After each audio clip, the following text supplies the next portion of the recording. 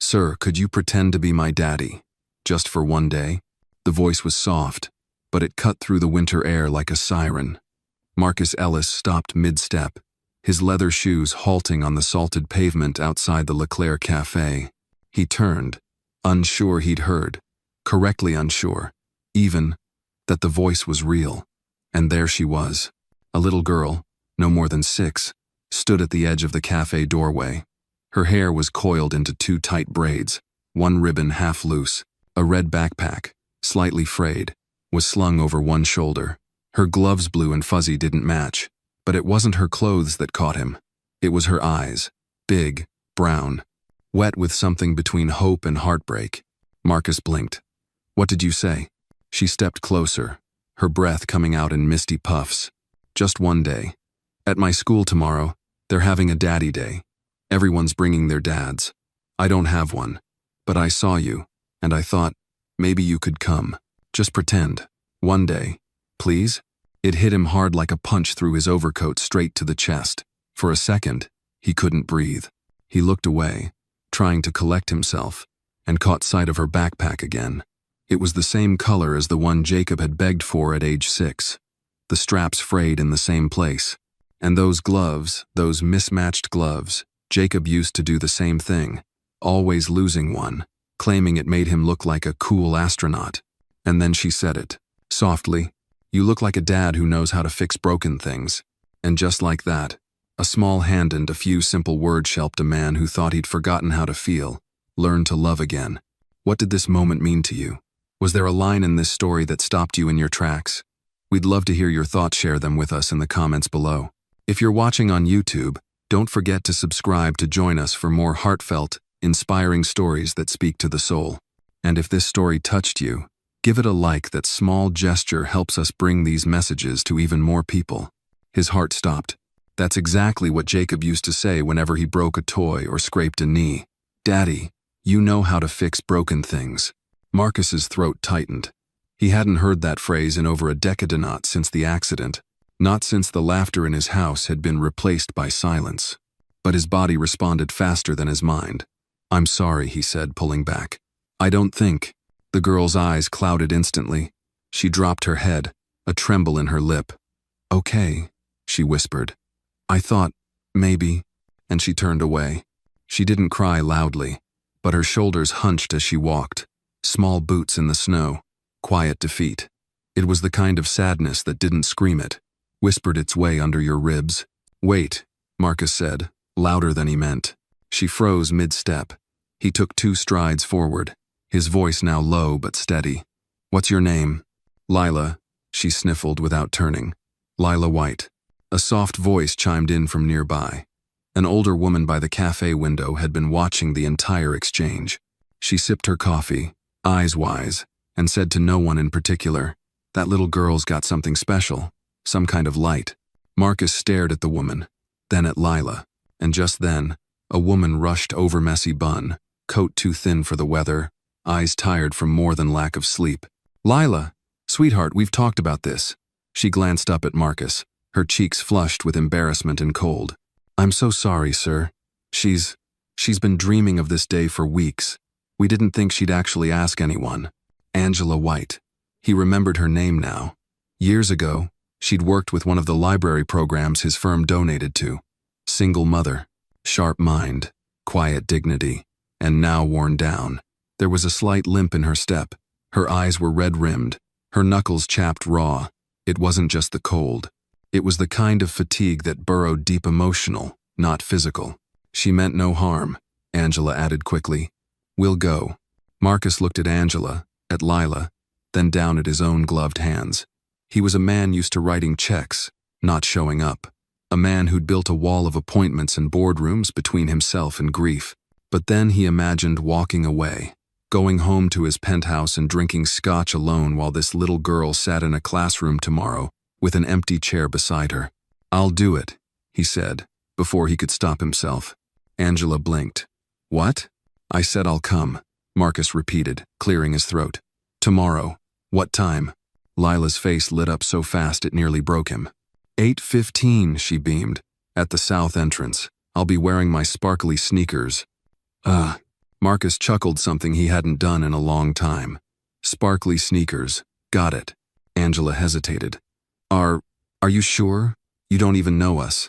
I know enough, Marcus said, then glanced toward the cafe window, where the older woman still watched, smiling. Angela opened her mouth as if to protest, then simply nodded. Thank you. For real. Lila stepped forward and slipped her tiny hand into his gloved one. You'll be great, you know, she said. He smiled down at her, heart pounding strangely. You think so? She nodded. You look like someone who knows how to fix broken things. That line again. And this time, he didn't flinch. He just held her hand a moment longer and thought, maybe, just maybe, it wasn't too late. Marcus didn't sleep much that night. The city outside buzzed like it always did, sirens, engines, the low hum of a never-sleeping beast. But inside his penthouse, it was too quiet. Too still. He poured himself a small glass of bourbon, turned off the news, and stood by the window, watching the soft snow settle on the streets far below. In his mind, he kept seeing her face, Lila, with her hopeful eyes and that line that pierced deeper than she could have known. You look like someone who knows how to fix broken things. How could she have known Jacob used to say that very same thing? Marcus turned from the window and crossed to a closet he rarely opened. Inside, behind winter coats and golf clubs he hadn't touched in years, sat an old box. He pulled it out, dusted the lid, and opened it slowly. Inside, a pair of tiny sneakers with worn soles, a faded drawing of a stick figure family, and a blue glove, only one. Jacob always lost the second. A single tear slid down Marcus's cheek before he could stop it. The next morning, Marcus dressed with care. Navy wool coat, fresh scarf, but something in his heart felt exposed, raw like the wind outside. As he walked to the south entrance of PS 212, he saw a line of dads and daughters, most laughing, some awkwardly fixing pigtails or holding pink backpacks. Lila spotted him first. She broke into a run, waving wildly, sparkly sneakers catching the morning sun. You came, she cried, grabbing his hand like they'd known each other forever. Of course, Marcus said, the corners of his mouth softening. I gave my word. Angela approached more slowly. She wore a second-hand coat again, but this one had been brushed clean. Her hair was tidier, though her eyes still held that quiet wariness of someone used to doing life alone. Mr. Ellis, she said formally, thank you again. Call me Marcus, he replied, and it's my honor. A staff member greeted them at the doors and handed Marcus a sticker. Dad for a day. Guest. He stuck it on his chest and followed Leela into the classroom, where little chairs and colorful posters filled the space. The teacher, Miss Delaney, smiled warmly but raised an eyebrow when she saw Marcus. Lila, is this your father? She asked gently. Marcus didn't flinch. He'd prepped for this. I'm a friend of the family, here for today. Lila beamed up at him. He's my borrowed dad, she whispered proudly.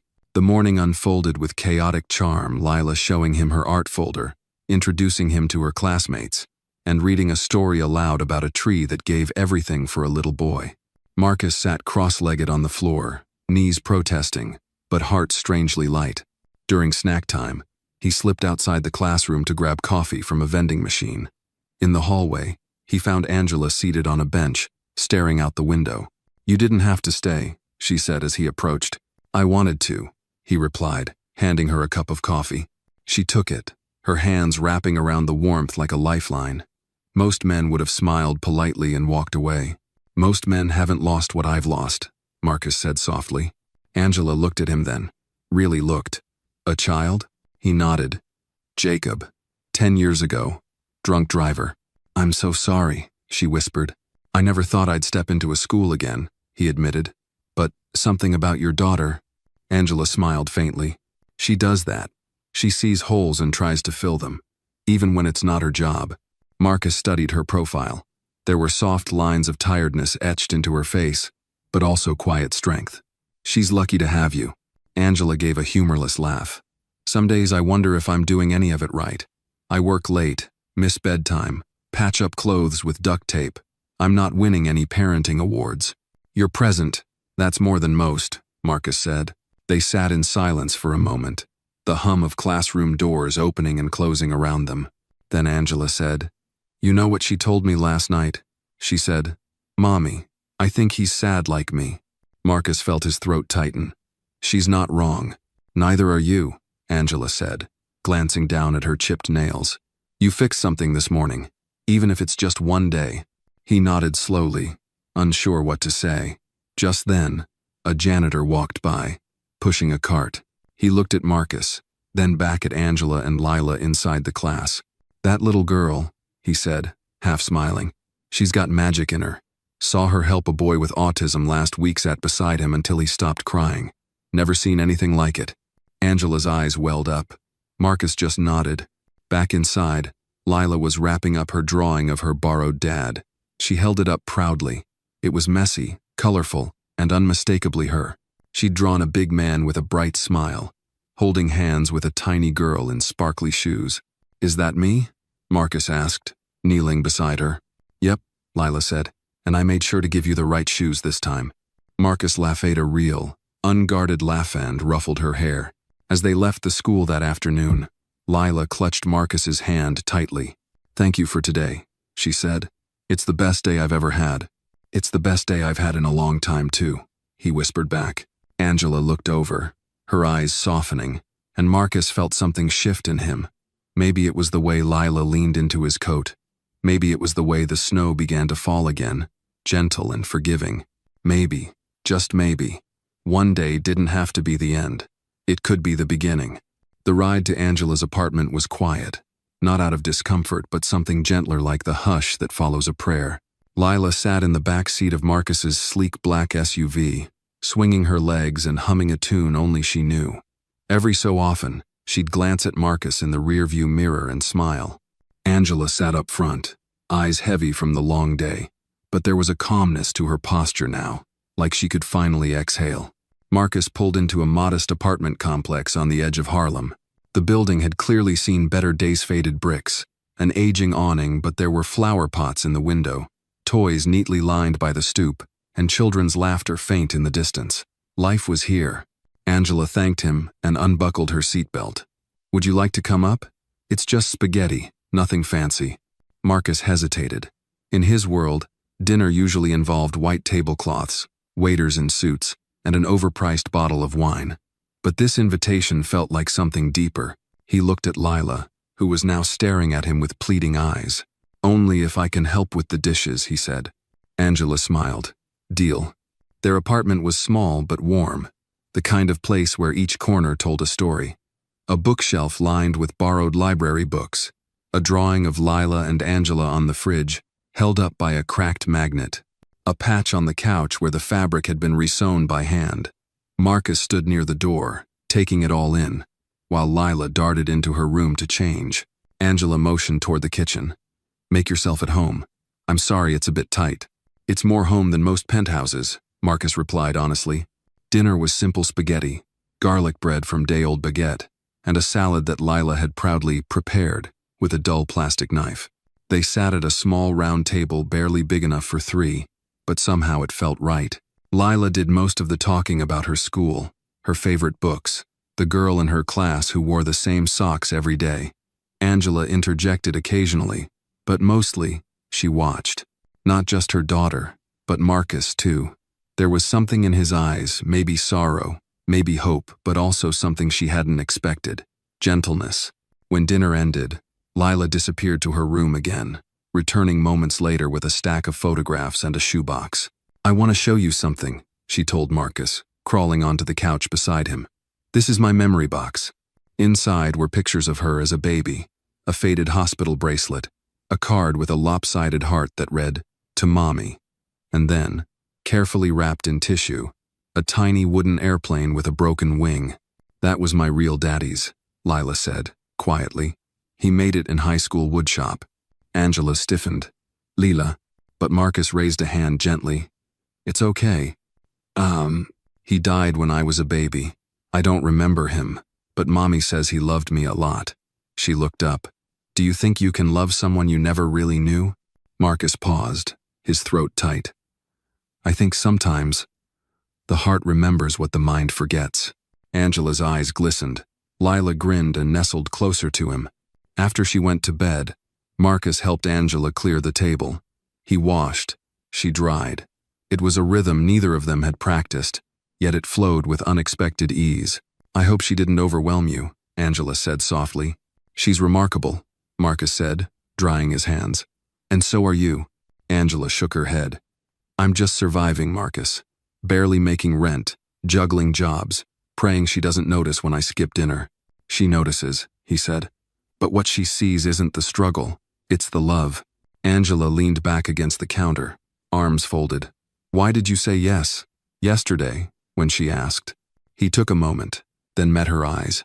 "Because she reminded me of someone, and because I needed to be reminded that there's still good I can do."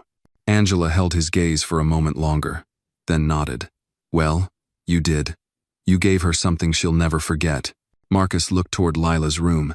The door was slightly ajar, a soft glow of nightlight peeking through. "It wasn't just for her," he said. Later, when Marcus stood at the door, ready to leave, Lila emerged in her pajamas, eyes sleepy but determined. "Wait," she said, holding something behind her back. She stepped forward and handed him the wooden airplane. "I want you to keep it, just for a little while, so you don't forget me." Marcus knelt to her level, overwhelmed. "Are you sure?" She nodded. "You fixed something today, not the wing, but here." She touched her chest. His voice was hoarse. "Thank you, Lila. I won't forget." As he stepped into the night air, snow had begun to fall again, soft and slow. He looked down at the small airplane in his hand, its broken wing barely noticeable in the moonlight. Just one day, he thought, but something told him that promise had already outgrown its deadline. Sunday morning broke with a hesitant sun, weak and pale against the Manhattan skyline. Marcus woke earlier than usual. The wooden airplane sat on his nightstand, catching the first light through the blinds. He had barely slept, and yet he felt more rested than he had in months, maybe years. He held the tiny relic in his hand, tracing the worn edges of its wing. Jacob had once painted a plane just like it. Red body, white stripe. Marcus could still remember the smell of glue, the proud grin on his boy's face. Lila's voice echoed again in his mind. "You fixed something today. That wasn't the kind of thing you just walked away from." Around 10, his phone vibrated with a message. Unknown number. "Hi, it's Angela. I hope this isn't intrusive. Lila's asking if you're busy today. She wants to show you something. No pressure." Marcus stared at the message for a long beat before replying. "I'd love to." They met at the Harlem Public Library. Angela had suggested it because Lila loved the children's reading corner there, and she was right.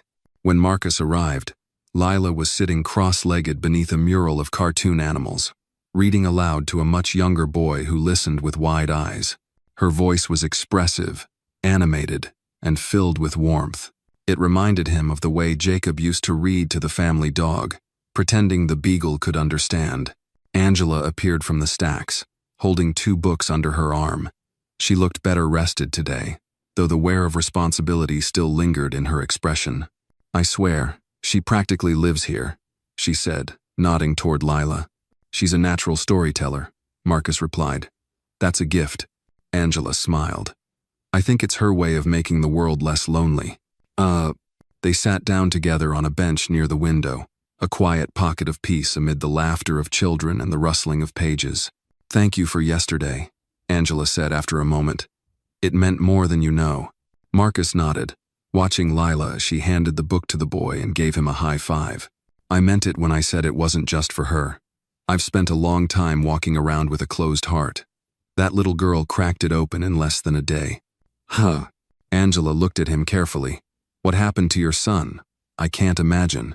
"You shouldn't have to," he said gently. "It's a hole nothing fills.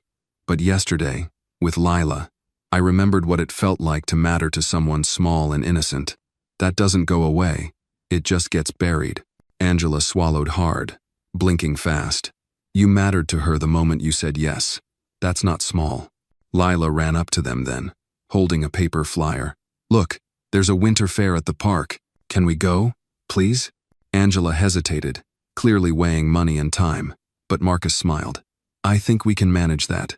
The fair was modest, a local fundraiser in Marcus Garvey Park. There were booths with homemade crafts, food trucks selling hot cocoa and pretzels, and a carousel that creaked with every rotation, but kept spinning faithfully. Lila squealed with delight at every station. Marcus bought her a knit hat with cat ears, and she insisted on wearing it immediately. Angela watched from a bench, sipping cocoa. "You're good with her," she said as Marcus joined her after Lila darted off to the craft tent. "I had practice," he said, "but it's been a long time. Do you ever wish you could start over?" He turned to her. "Every day." She nodded slowly. "Me too. Some nights when I'm staring at the ceiling, I think about the life I thought I'd have, and then I hear her breathing in the next room, and I think, maybe this isn't a failure. Maybe it's just a different kind of story." Marcus reached out without thinking, resting his hand over hers on the bench. "It's a good story," he said. "It just needs a few chapters rewritten." Angela looked down at their hands, then up at him, her expression unreadable but open. "You're dangerous, Marcus Ellis." He chuckled. "Only to close doors." That evening, they walked home together, Lila asleep in Marcus's arms. Her head rested against his shoulder, mouth slightly open, the kind of deep sleep only children knew. Angela unlocked the apartment, holding the door as Marcus carried her daughter inside. He laid her gently on the bed, pulling the blanket over her, careful not to wake her. Angela stood in the doorway, arms crossed, heart full. "Would you like to stay for tea?" she asked. Marcus hesitated just a second, then nodded. "I'd like that." They sat at the tiny kitchen table again, this time in comfortable silence. The tea steamed between them, and the snow began to fall outside once more. It wasn't thick, just a quiet drift, like the world was catching its breath. Angela looked at him, eyes softer now, voice barely above a whisper. "What happens when one day turns into more?" Marcus met her gaze. "Then we stop pretending." And in that moment, surrounded by chipped mugs and childlike drawings, Marcus Ellis realized he wasn't visiting a life. He was being invited into one he hadn't dared hope for, not until now. The following week brought a kind of fragile rhythm. Marcus found himself checking his phone more often sometimes just to reread Angela's messages, short and practical, yet holding warmth between the words. He picked Lila up from school twice, once helping her with a science project made entirely of straws and tape. Angela insisted it was temporary, that she didn't want to impose. But with each shared dinner, each story-time voice he did his best to mimic, Marcus felt a tether tightening one he hadn't expected and didn't know how to undo. Until the whispers started. It began as a passing comment at the grocery store. An older woman Marcus vaguely recognized from the community board asked, "So, you're the new father?" with a smirk that didn't quite reach her eyes. He brushed it off. Harlem was a neighborhood built on gossip, but it didn't stop there. Then came the photo. Someone had taken a picture of him and Lila at the winter fair, the two of them laughing as she perched on his shoulders, her cat-eared hat slightly askew. It was sweet, innocent, but it appeared online with a headline that made his stomach knot. "Powerful CEO's secret family?" It was nothing more than local blog fodder. But in Marcus's world, perception mattered. He stared at the screen in his office, his jaw tight, fingers clenched on the mouse. He wasn't ashamed of Lila or Angela, far from it. But the idea that people were twisting something tender into something scandalous set his blood simmering. By Wednesday, it reached Angela. She called while he was between meetings. Her voice was sharp, urgent. "Marcus, we need to talk." He canceled his next appointment and drove straight to the library, where Angela met him out front, holding her coat closed with one hand, the other gripping her phone. "Have you seen this?" she asked, holding up the screen. "I have," Marcus said quietly. "They're dragging my name. People are saying I'm using you for money, that I planted Lila to get close to you." Marcus's chest tightened. "That's insane." Angela's voice cracked. "It doesn't matter. Perception matters. My boss saw it. Gregory." "Gregory Sloan?" Marcus's tone sharpened. "The board trustee?" She nodded. "He's threatening to suspend me. Says the library can't afford scandal." Marcus exhaled, fighting the urge to curse aloud. "That man is a relic. He's powerful," Angela cut in. "And he's using this as leverage." "For what?" She hesitated. "Custody. His wife Evelyn is Lila's godmother. They've been pressuring me for months, saying I'm not fit, that she'd be better off with them." The words struck Marcus like a punch to the gut. They can't be serious. They have money, connections. They're framing this like I'm unstable, that I'm dragging my daughter into some tabloid circus. Her voice broke, just slightly. I've worked so hard to protect her. Marcus stepped forward, lowering his voice. You've done everything right. You're a good mother, Angela. But that might not be enough, she whispered. For the first time, Marcus saw her crack not crumble, just crack. The weight of being strong for too long, of defending against a world always questioning her worth. He reached out, gently touching her arm. Then let me help. Angela pulled back. That's exactly what they want to see. That I'm leaning on a man. That I can't stand on my own. This isn't about pride. This is about protecting Lila. I know, she said, her eyes suddenly fierce. Which is why I can't let this continue. Not the dinners, not the sleepovers, not the photo ops. You have to walk away. The words cut deeper than she likely intended. Marcus stared at her, silent. Angela softened. I'm not saying forever, just until it dies down. He nodded slowly. If that's what you need. She turned, her voice quieter now. I just need to keep her safe. As Marcus watched her walk back into the library, a sinking feeling settled in his chestnut of rejection, but of inevitability. That sometimes, the people who need love the most are the ones who feel they must reject it. He got into his car and sat still, hands on the wheel, the city moving past his windows like a river he couldn't stop. Later that night, alone in his apartment, he pulled the wooden airplane from its spot on the shelf. He turned it in his hands, remembering the weight of Lila's head against his shoulder, the pride in her eyes when he read the bedtime story just right. He thought about Angela, standing alone in the cold, facing the storm like she always did with grace, and pain, and fire. He knew then, walking away wasn't the end of the story. It was just the first real test of what this connection meant, and he wasn't going to let them face it alone. Not if he had anything to say about it. Angela sat in the stiff leather chair of the family court lobby, her hands clasped tightly in her lap. The fluorescent lights above hummed a sterile rhythm, casting the walls in a dull yellow. Her lawyer, a tired public defender with too many files and not enough time, sat beside her flipping through paperwork, lips pursed.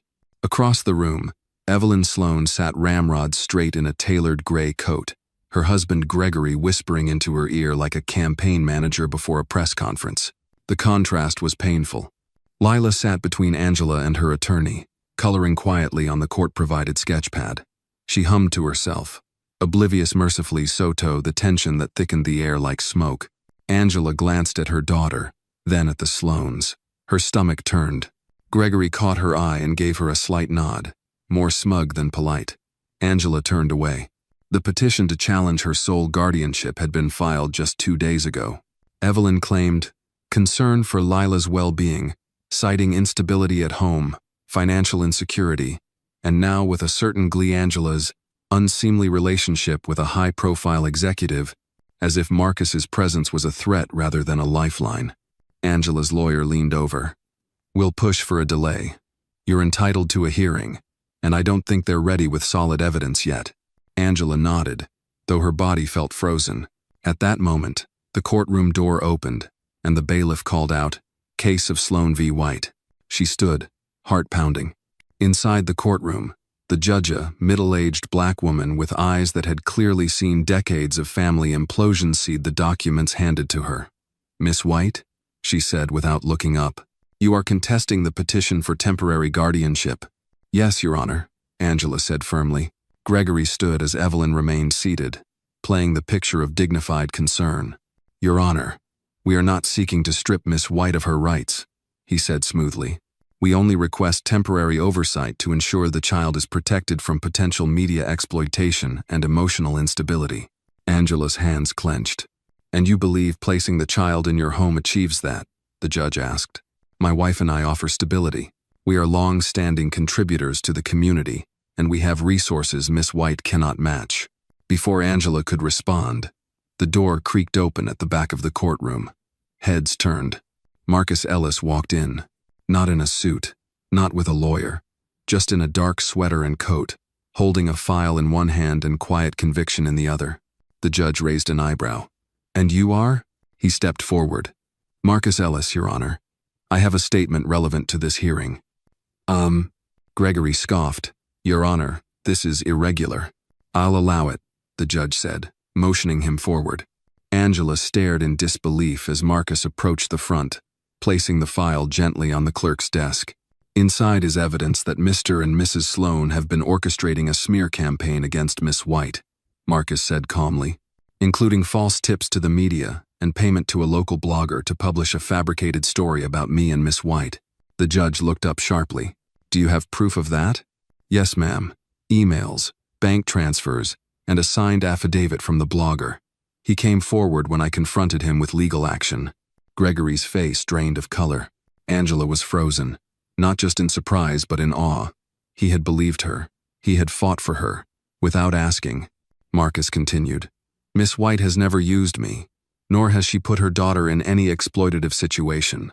I've been in their lives because I wanted to be, because they welcomed me, and because Lila," his voice caught briefly, "deserves to be surrounded by people who love her, not manipulated by those who see her as a trophy."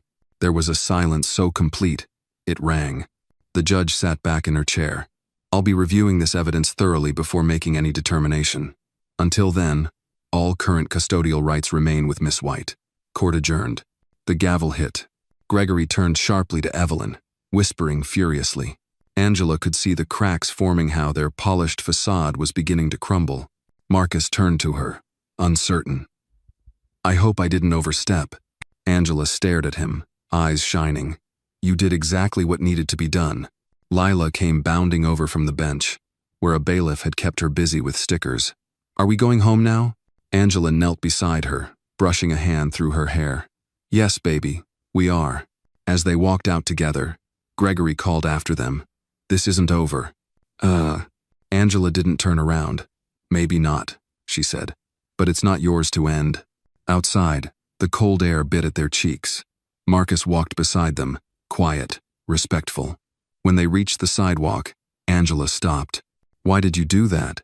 she asked softly. "Because no one should have to fight alone," Marcus replied. She nodded.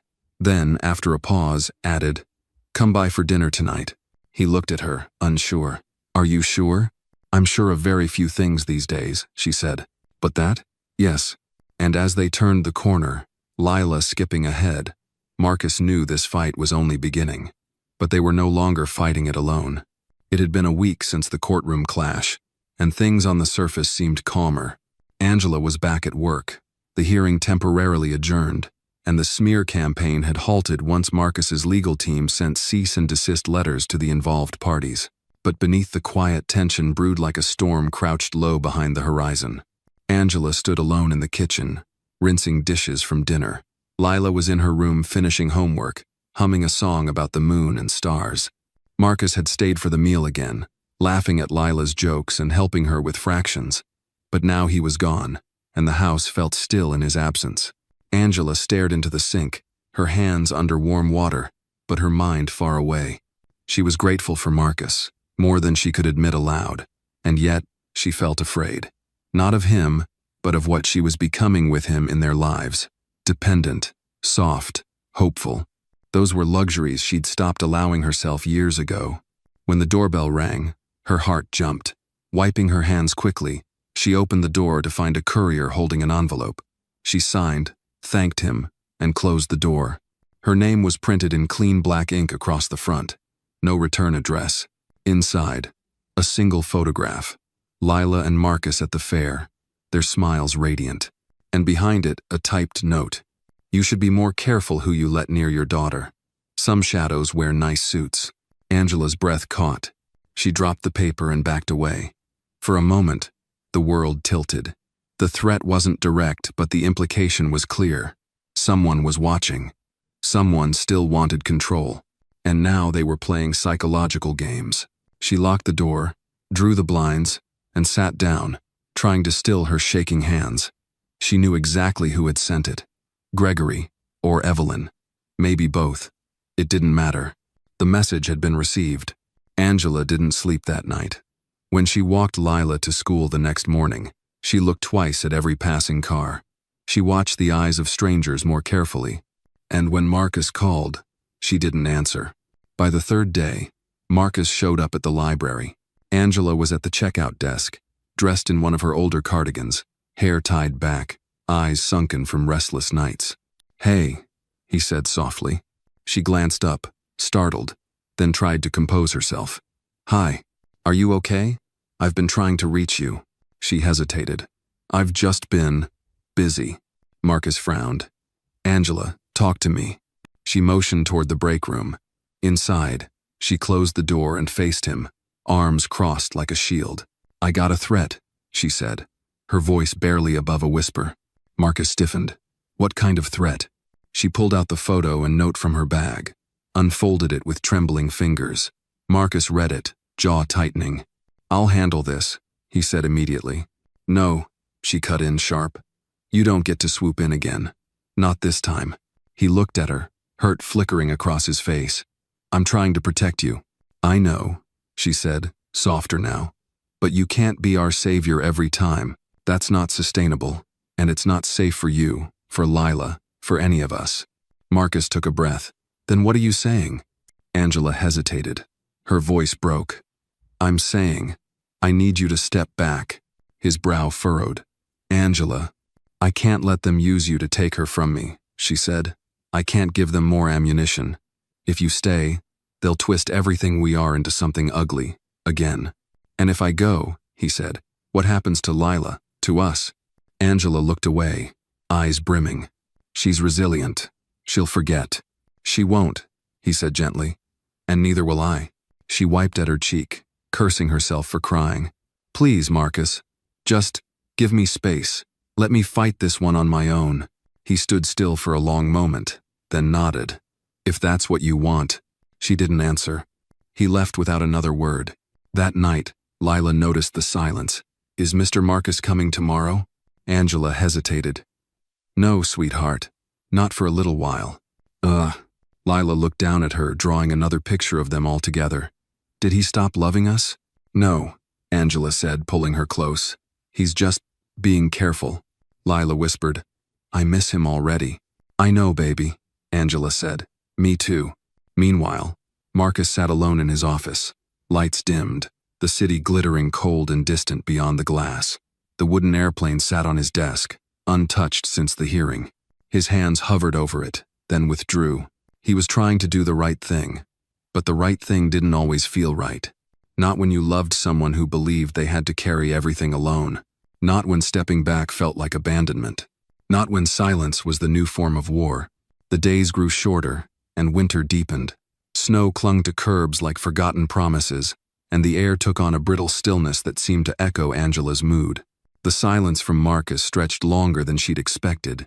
It was what she asked for, but not what she wanted.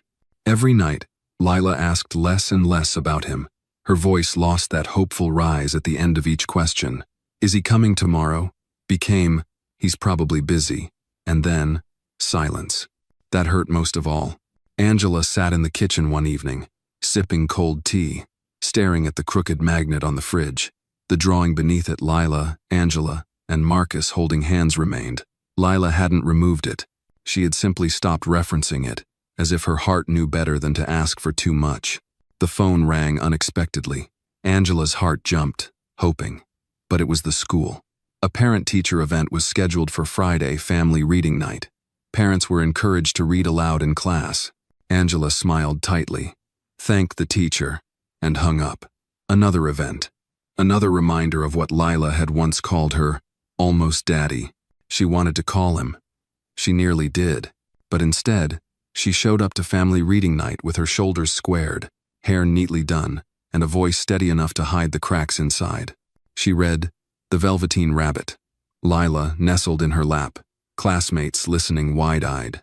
When she got to the part where the rabbit asks, "What is real?" she paused longer than she should have. "It's when someone loves you for a long, long time," she read, her voice soft. "Not just to play with, but really loves you. Then you become real." After the event, as parents filtered out with coats and tired children, Angela lingered by the classroom's bookshelf. The teacher approached Ms. Ramirez, kind and always observant. "You did great," she said gently. "Lila's lucky." Angela smiled. I hope so. Miss Ramirez hesitated. She misses him. Angela stiffened. Misses who? Marcus, she said plainly. She talks about him sometimes. Not a lot. Just enough for us to know he mattered. Angela exhaled. He mattered to both of us. Later that week, Lila had a fever. Nothing serious, just the usual childhood virus, but the kind that demanded soup, cool cloths, and soft lullabies. As Angela sat beside her, wiping sweat from her brow, Lila murmured, half asleep, I dreamt he came back. He brought pancakes. Angela swallowed the lump in her throat. That sounds like a good dream. Lila nodded faintly. He still loves us, right? Angela brushed hair from her forehead. Yes, baby, he does. That night, after Lila drifted into fevered sleep, Angela stood in the living room, holding her phone. Her thumb hovered over Marcus's name, and then she dialed. The line rang once, twice. Angela, he answered. Not a question, a knowing. She's sick, Angela said. It's nothing serious. Just, she called for you in her sleep. A beat of silence. I can come, he said. No, she said quickly, then softened. I just thought you should know. And I wanted to say I'm sorry. Marcus didn't speak. Angela continued, voice quieter now. I pushed you away out of fear, but I see now Lila doesn't need protection from you. She needs your presence. And maybe I do, too. I never left, Marcus said. Not really. Angela closed her eyes. I know. The next morning, someone knocked gently at their door. When Angela opened it, she found a paper bag on the mat. Inside were 3 small container pancakes, cut strawberries, and syrup in a separate little cup. On top, a note in Marcus's handwriting. Real love doesn't walk away. It just waits quietly for the door to open. Angela sat on the steps, the bag in her lap, heart pounding. She didn't know what came next, but she knew this. They weren't broken. They were just paused. And love, the kind that mattered, could survive the quiet between storms. Inside, Lila stirred. Angela rose to meet her, carrying breakfast and maybe something more with her. Marcus stood at the top of the courthouse steps, his breath curling into the gray morning air. The city buzzed beneath a low sky, and the chill in the wind carried more than winter, it carried weight. He adjusted his coat and glanced at the folder under his arm.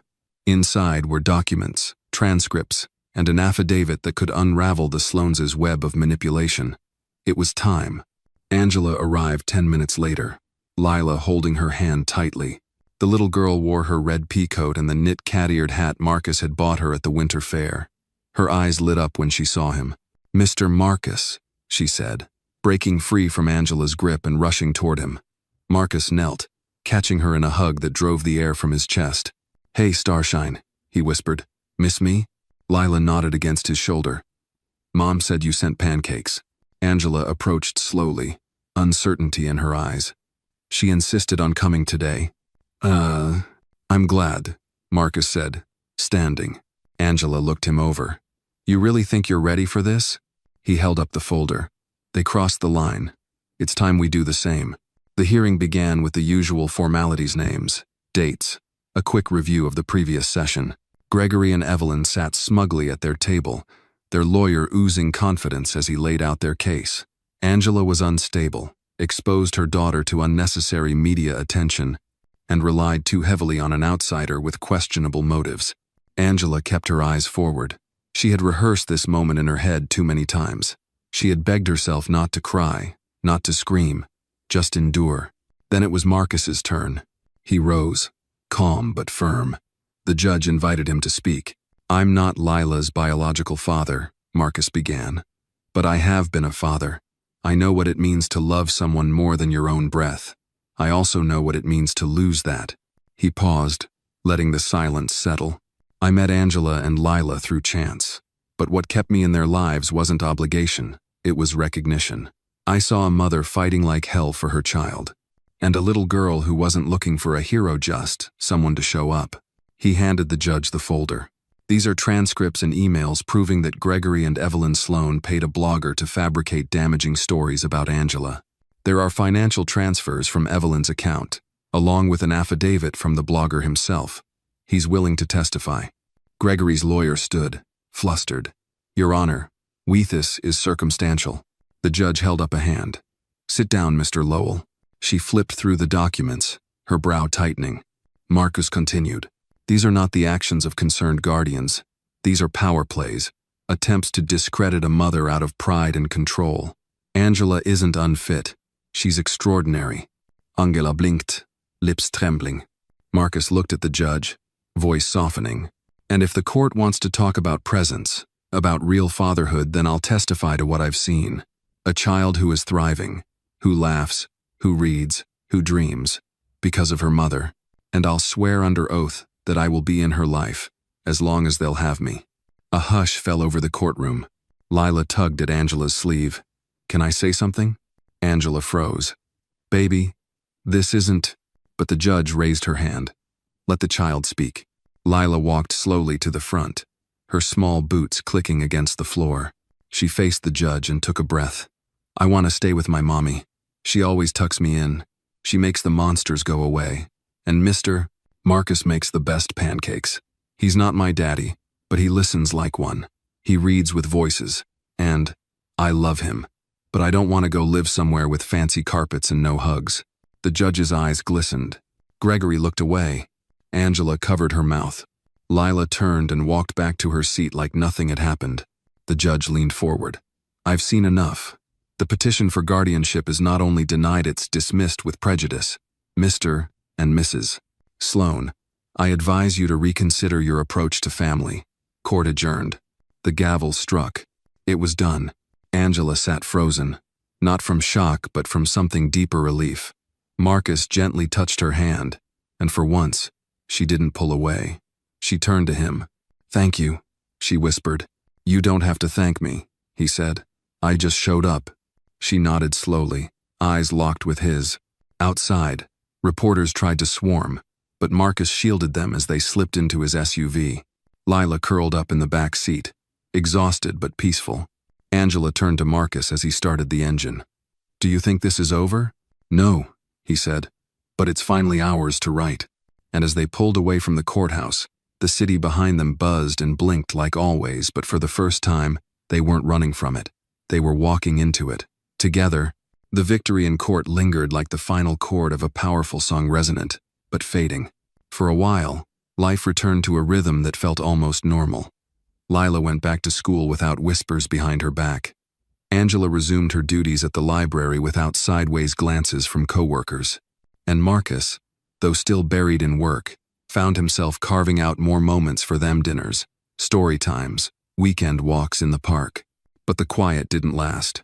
It began with small things: a cold shoulder from a colleague, a meeting rescheduled without explanation, a canceled interview Marcus had been preparing for weeks. When his assistant finally confessed that donors had expressed concern over his recent personal choices, Marcus felt the sting. They're saying your association with a custody scandal has made some investors cautious, she said carefully. He dismissed it with a calm nod, but inside, something clenched. At home, Angela was also fighting silent battles. The library's funding committee, where Gregory Sloan still held sway, had delayed the release of new grant money. Rumors spread that she had used Marcus to gain attention, that her courtroom win had been manufactured. By the third week, she sat across from Marcus on his apartment balcony, watching the skyline flicker through steam rising from their mugs of tea. They're pushing me out, she said. Marcus looked at her. We can fight it. Angela shook her head. I'm tired, Marcus. Every time we rise, they wait to pull us back down. You're not alone in this, he said. She met his gaze. But I keep wondering, are we hurting each other just by trying to stay together? That sentence hit harder than he expected. You're not hurting me, Marcus said. You've given me something I thought I'd never have again. Angela's eyes welled. You say that, but what if I cost you everything you've rebuilt? Your reputation, your company. I don't care about the company. But you built it. I built it to fill a hole, he snapped, then caught himself, breath trembling. Angela, when I lost Jacob and Dana, I poured myself into walls and numbers in boardrooms, but none of that matters not like this does. You and Lila, you're not a distraction. You're the reason I remember I'm still human." Angela blinked, then reached across the table, taking his hand. "Then maybe it's not about fighting back. Maybe it's about redefining what winning looks like." He looked at her, the tension between them softening into something unspoken and sacred. The next day, as if summoned by the universe's cruel timing, Marcus received an envelope at his office. No return address. Inside, a grainy photograph of Lila at the playground taken from across the street. No message, no signature, just the image. He froze. It was a threat, masked as surveillance. Angela needed to know. When he arrived at her apartment, she was in the kitchen, making soup while Lila colored at the table. He waited until Lila went to wash her hands before showing Angela the photo. Her face paled. They're watching again. They never stopped. Angela sat down hard in a kitchen chair, her strength seeming to evaporate. "What do they want now? We already won." "Control," Marcus said. "They want to remind us we're never truly safe." Angela looked at him, her voice barely a whisper. "Maybe we should disappear." His jaw clenched. "You mean run?" "I mean, leave this place. Start over, somewhere they can't follow." Marcus exhaled, the weight of that idea both terrifying and tempting. "You'd really go?" "For Lila, yes. For peace, yes. But what about justice?" Angela gave him a sad smile. "Sometimes justice is just the absence of fear." They were quiet for a long time. Then Marcus said, "Let me talk to someone." That night, he drove to a brownstone in Brooklyn, the door creaking open before he even knocked. A woman stood there, older, sharp-eyed, with a strength that didn't fade with age. "May," Marcus said, stepping into the familiar warmth of his mother's house. "I heard about the court win," she said, embracing him. "I also heard about the fallout. I don't know what to do," he admitted. She led him to the kitchen, poured tea like it was medicine. "You do know," she said. "You're just afraid of the cost." He nodded slowly. She looked at him, unflinching. "You already lost once, baby. Don't lose again by being too scared to fight dirty. You know what they're capable of. Time to be more capable." Marcus swallowed. "Angela wants to leave." "Do you?" "I want her safe. I want Lila safe." "Then make the world safe for them. Don't run from the fire. Bring the water." Marcus looked at his mother, a spark igniting behind tired eyes. "You always did believe in impossible things," he said. She smiled. "I still believe in you." The next morning, Marcus made 2 calls unto his legal team, the other to an investigative journalist he once helped during a whistleblower case. If the Sloanes wanted shadows, then fine. But Marcus would drag every shadow into the light. This time, the line wouldn't just be drawn, it would be carved in stone. The story broke at dawn. The headline stretched across digital banners, local news tickers, and morning radio shows. "Harlem philanthropist exposed. Secret efforts to sabotage single mother's custody rights revealed." It was everywhere. Gregory and Evelyn Sloane were splashed across the screen, their stoic faces suddenly symbols of hypocrisy and manipulation. The article laid everything bare: emails, bank statements, anonymous sources. The journalist Marcus contacted had done her homework. The narrative didn't just implicate them in a smear campaign. It painted them as orchestrators of a long-running effort to discredit and dismantle Angela White's life for personal gain.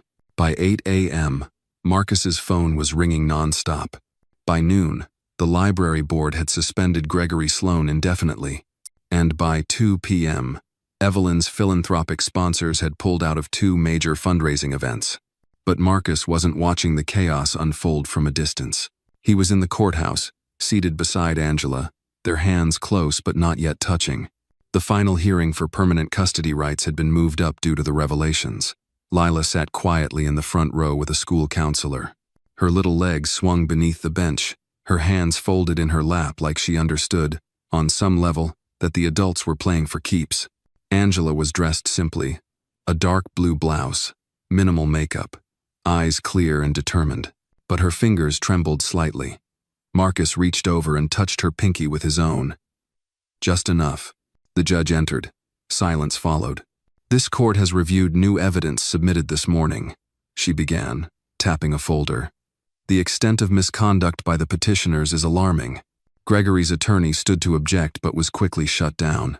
"Gregory and Evelyn, seated beside each other, looked like ghosts of themselves tight-lipped, defeated. Angela stood when called. "Your Honor," she said, her voice steady. "I never asked for any of this. I just wanted to raise my daughter in peace. I fought because I had to. But if you ask Lila what she needs, she'll tell you stability, truth, and love. And she has those. She's always had them." The judge turned to Marcus. "Mr. Ellis, would you like to speak?" He rose slowly. "I'm not her biological father, but in every way that matters, I am something to her.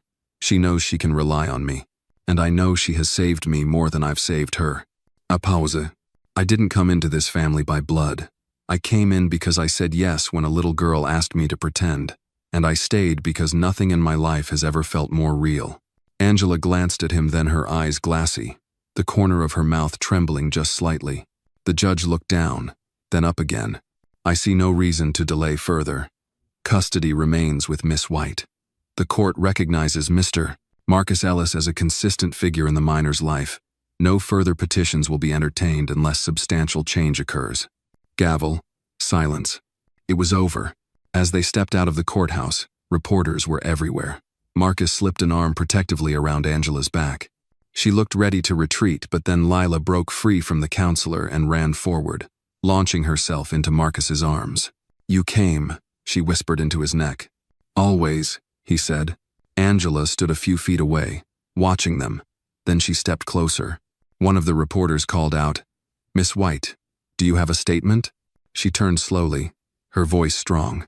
"Families aren't always built the traditional way. Ours began with a question, a little bit of faith, and a whole lot of love. That's all anyone needs." She reached out, and Marcus took her hand. Later that evening, in the warm glow of Angela's apartment, they sat together at the kitchen table. Lila was curled on the couch, watching her favorite animated movie. Angela placed something in front of Marcus, a small box. He looked at it, then at her. "I found it in Lila's drawer," she said. "She was saving it for someday." He opened it. Inside was the first photo ever taken of the three of them, Lila's face squished between theirs, a smudge of ice cream on her cheek, and joy in all their eyes. On the back, in childlike handwriting, "To my real family, forever." Marcus blinked hard, fighting the tide inside him. Angela smiled. "She knew before we did." He reached for her hand. "I don't want to pretend anymore." "Then don't," she said, leaning in. And in that kitchen, in the quiet of earned peace, they sealed something sacred, not with papers or courts, but with presence, promise, and love that had fought its way through the fire. Spring arrived quietly that year, sneaking into the city with a softness that New York rarely allowed. The parks began to fill with green, the days lengthened, and laughter returned to stoops and sidewalks like a long-forgotten friend. On a warm Saturday morning, the community library on Lenox Avenue hosted its annual Books and Brunch event, a tradition that Angela had helped start years ago, and now, finally, could enjoy with peace in her heart. Angela stood near the registration table, smiling as kids darted past with paper crowns and juice boxes. Her hair was pulled back, her eyes bright, her presence calm. There was something different about her now, a quiet certainty. She'd faced down storms and found a way through. Across the courtyard, Marcus helped Lila set up a used book donation table. The little girl was wearing a purple t-shirt that read, "Readers are leaders," and a wide-brimmed sun hat she insisted made her look official. "She's got your fire," Marcus said as Angela joined them, watching Lila organize books alphabetically. "She's got your calm," Angela replied, her voice low and fond. Marcus laughed softly. "That's not what my boardroom would say." Angela glanced at him. "Any more fallout from the story?" Some donors pulled back. A few clients looked elsewhere. He shrugged. "But we gained more than we lost." "You sure?" she asked. He turned fully to face her. "Angela, I've spent years chasing success that filled nothing. But you, Lila, this is the first time it's ever meant something." She studied his face, searching for hesitation. There was none. From the main stage, someone tapped the mic. "Next up," the announcer called, "we have a very special guest one of our most generous supporters, and apparently, a pretty decent storyteller. Mr. Marcus Ellis will be reading a surprise story with a very special assistant." Lila squealed and grabbed Marcus's hand. We practiced. Angela raised an eyebrow. You planned this? She did, Marcus said. I just follow instructions.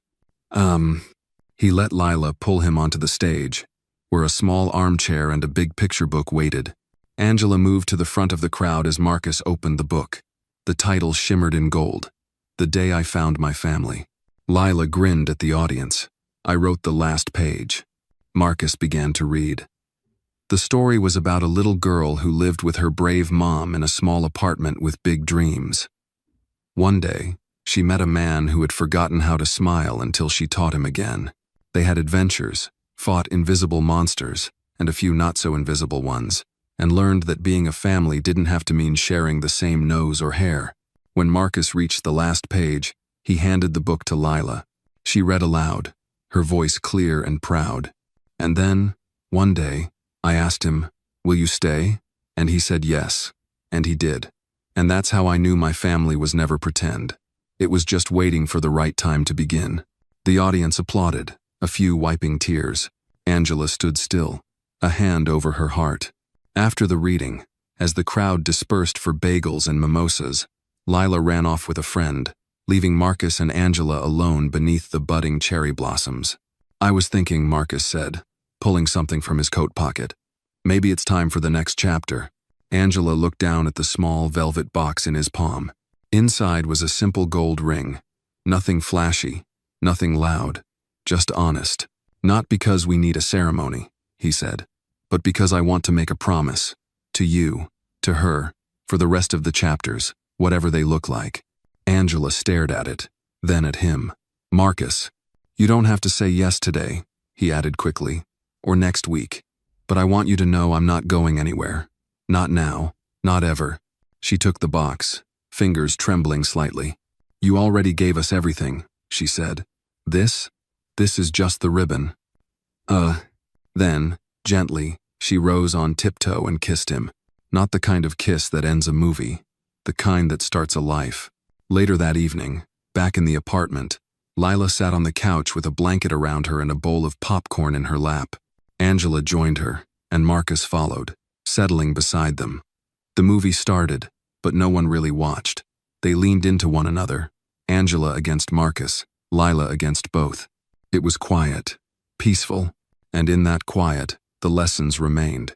That justice sometimes comes softly, that love is built in moments, not declarations, and that sometimes, the greatest stories begin not with a grand event but with a little girl, a brave question, and the courage to believe in something better. The apartment light glowed warm against the night, and outside, the world kept spinning.